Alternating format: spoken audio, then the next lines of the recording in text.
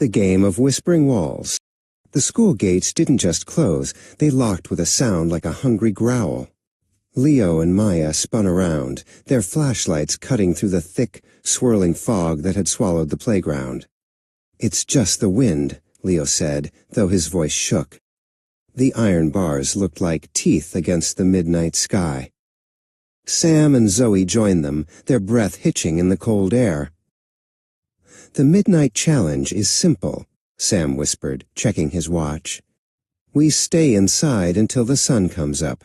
No one leaves, and no one chickens out." Zoe looked up at the darkened windows of the abandoned elementary school.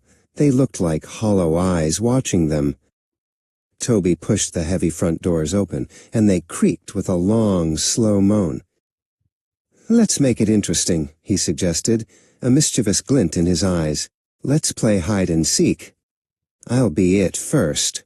Leo stepped into the foyer, the floorboards groaning under his weight, as if the building were waking up. 1, 2, 3.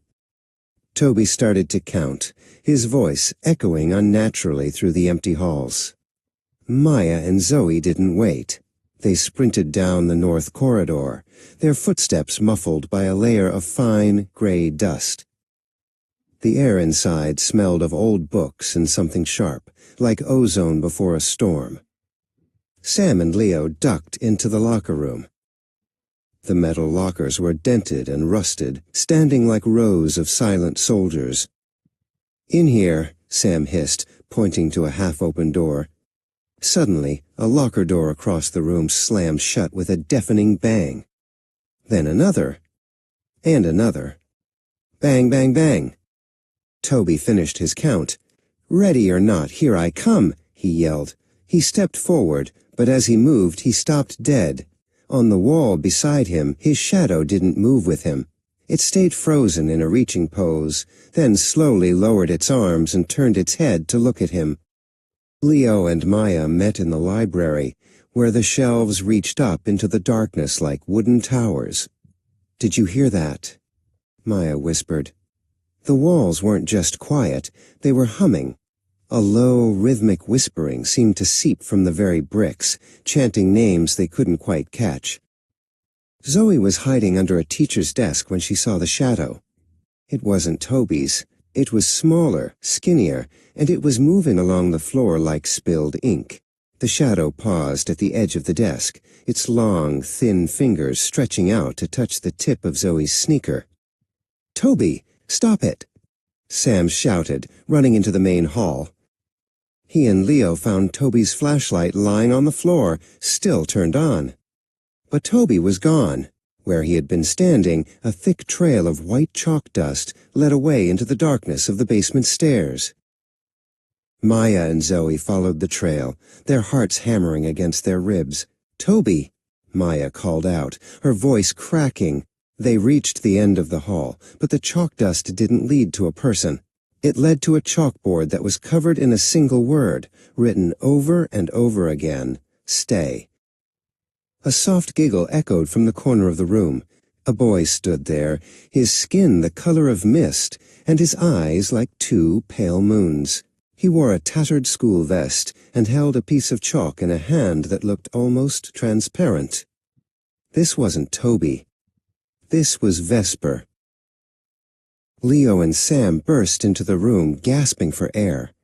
"We have to go," Leo yelled. "The doors, they're gone." But when he saw Vesper, he froze. The ghost child tilted his head, his expression shifting from playful to intensely lonely. "The game isn't over," Vesper whispered, his voice sounding like dry leaves. Toby appeared behind Vesper, but he looked different.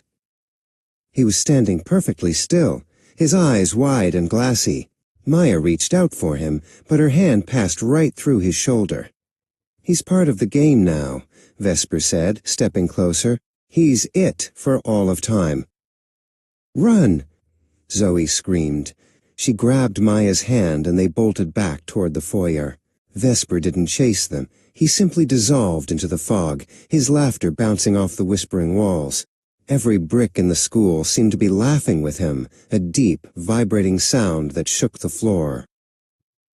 Leo tried to fight back, swinging his heavy backpack at the air. But Vesper reappeared right in front of him, his small, cold hand touching Leo's chest. "Don't you want to win?" Vesper asked softly. "If you stay, you never have to lose again. The game goes on forever." Sam and Maya found a high window in the cafeteria. "The gates! I see the gates!" Sam yelled. They scrambled over the tables, the metal legs screeching against the floor. Behind them, the shadows on the walls were growing longer, stretching out like dark tentacles to catch their ankles. With a final, desperate shove, Leo and Zoe smashed through the front doors, which had suddenly reappeared. They tumbled out into the fog, gasping in the cold night air. They didn't look back. They ran past the iron gates, which stood wide open now, as if inviting them to flee. They reached the street, their sneakers thudding on the asphalt. "We made it," Leo panted, leaning over with his hands on his knees. Maya looked around. The fog was clearing, revealing their neighborhood. "Wait," she said, her voice trembling. "Look at the streetlights. They're all white. Pure white." Sam and Zoe ran to Sam's house, but the driveway was empty. Every house on the block was perfectly still. There were no cars, no barking dogs, and no lights in the windows.